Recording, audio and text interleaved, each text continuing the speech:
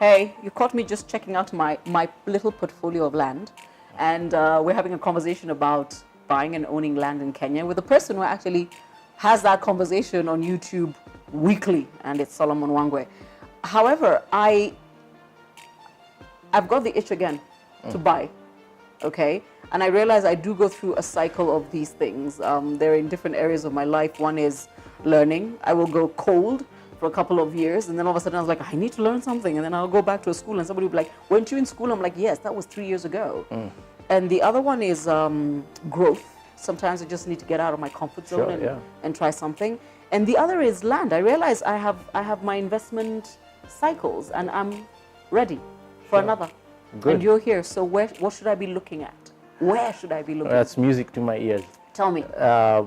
So assuming that you know your goals, as I said before, you need to know why. Why, yes. The why is critical. Once again, I'm investing. And remember, this one probably is all about me. Okay. Because remember, the first time we did the transaction for Imali and Buko, that was all about Nduko.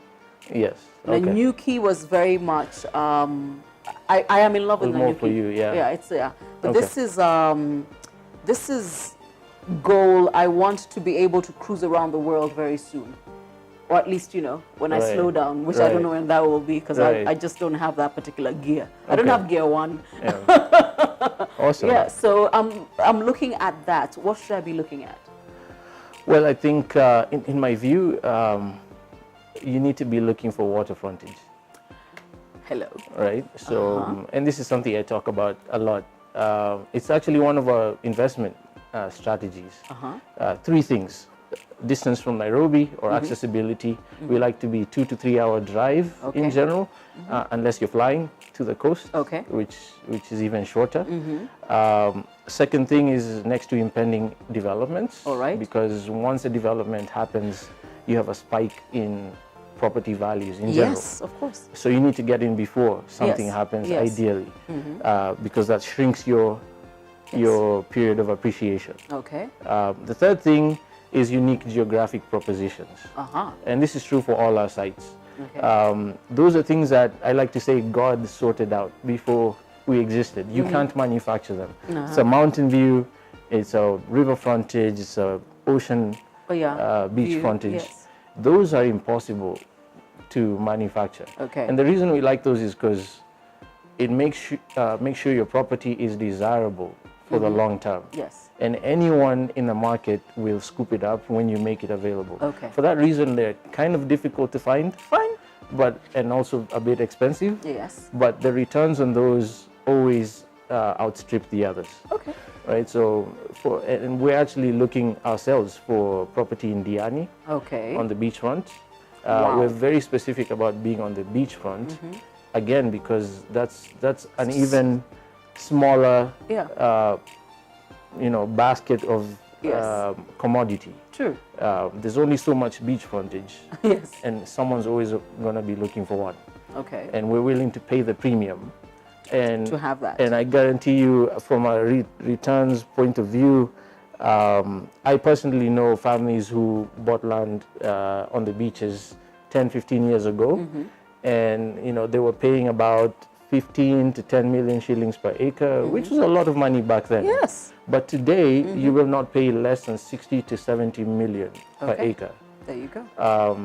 That kind of return is attractive. Very attractive. And if you wanna retire at some point, either build yourself a nice cottage on the beachfront, something that you can also lease out to people when you're not there. That's beautiful. So you have revenue coming in, passive income, or sell off and take your capital and tour the world, or pay for school fees, leave us an inheritance. So we like lake frontages, beach frontages. We also are very active in Lake Elementaita. Oh. We were fortunate enough to find a 7-acre block on the water frontage. Oh. Just 90 meters from Pelican Resort. I like Elementaita. And it's a drive away. Yeah, it's an hour 45-minute drive. Quick to get to, even at 100 kilometers per hour. With the speed cops on the road. But very affordable, a lot more affordable than the coast. And it's just recently been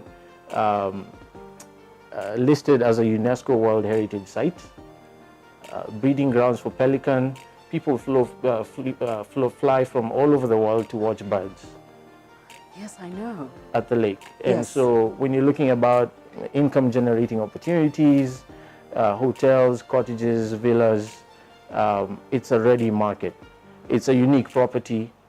Lake Elementaita is the smallest of the lakes, of the major lakes in the country. So the lake frontage is very prime for that reason. So we like those. If you're itching to make another investment, you can tell the itch is real. It's happening even on my nose. So here is the thing. Anything you do know, I'm winding this up because by the time you start calling him, I'll have bought mine in Elementaita. But if there's anything you think you still don't know about buying and owning land in Kenya, I highly recommend you look for Solomon's YouTube channel. He breaks it down simply. And if you can ever convince him to take you on a drive and tell you the story of a place, please tell him I'll fuel the car happily, because the conversation he will have with you about land in Kenya is not in a storybook, and it's not online, it's not available. And I think it's a good enough reason as any to get in touch with Solomon. He will take care of the rest from there. So enjoy your land buying experience. I know I have, because I've done it with the right person, Solomon from Goshen. Thank you.